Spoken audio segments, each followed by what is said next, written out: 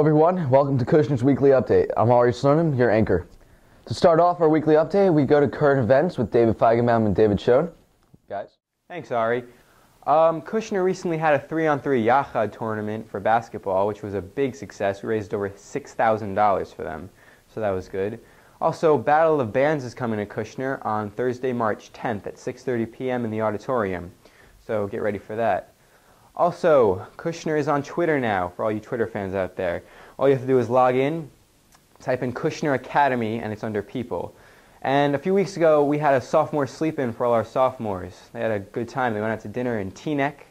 They went ice skating and bowling, and they came back and had a great time. Alex Ackman from Chesed Chuk tells me that they have a giant project coming on. So Alex, can you tell me about it? Oh, well, we're raising money for a charity in Beit Nativa, and it's raising money for an orphanage. Sounds pretty cool. Back to you, Ari. Thanks guys. This week our students had the privilege of listening to Dalia Itzik, the former acting president of Israel, and now is part of the Knesset with the Kadima party. Do you think the benefits of... עברית! האם את חושבת שהתוצאה של לעזוב גזה זה יותר טוב? מצוין. מכל הרע שקרה? מצוין. אולי אנחנו נאסוף כמה שאלות. יש עוד שאלה. מה שמך? ג'ונתן. This week, Shira Newman took an inside look with our very funny history teacher, Mr. Reese. Shira?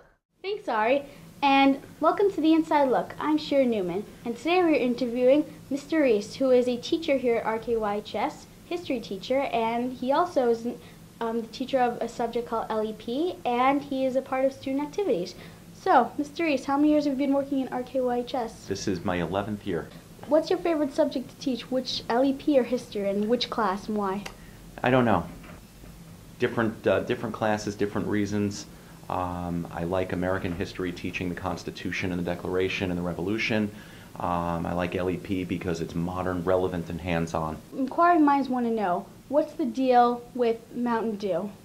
Mountain Dew, it's about breaking down barriers with kids. I had a kid one time who didn't really talk much, and the Mountain Dew gave him an opening to be able to talk with me on a different level, and that's when I started bringing it to class. So it's really a conversation starter. It's a total conversation piece. What's your feelings on Justin Bieber's new haircut? I want to take I don't know, I haven't seen his new haircut. Did you know he spends $75 on it every time he gets a cut, 2 times a month? He's a richer man than I. Okay, well, thank you very much, Mr. Reese, and thank you so much for the interview, and back to you, Ari. Thank you very much for the interview, Shira. Back to you, Ari. Keep it classy. Thanks, Shira. Now we go to the always wonderful Rabbi Mintz for this weekly Devar Torah. Thanks, Ari.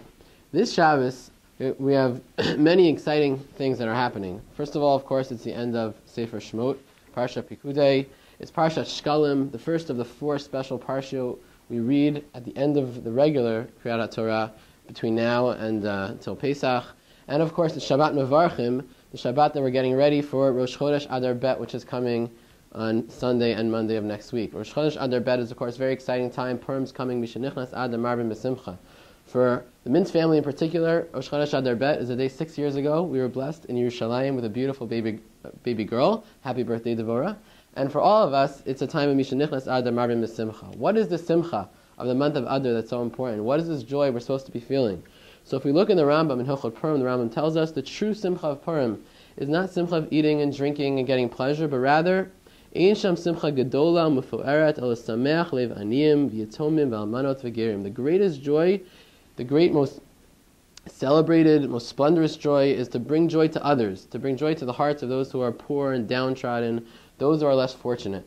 And as Adar enters and we start focusing on the joy of Purim that comes, we should think in the next few weeks how this joy shouldn't just be the joy of having a good time and singing and dancing, which of course is important, but how we could bring joy to others, how we could find people who are less fortunate than ourselves, bring them a sense of a spirit, bring them renewed hope, and through that increase our simcha, and we'll truly have an Adar that can be like Yehudim Hayte'ora v'simcha v'sason v'ikar.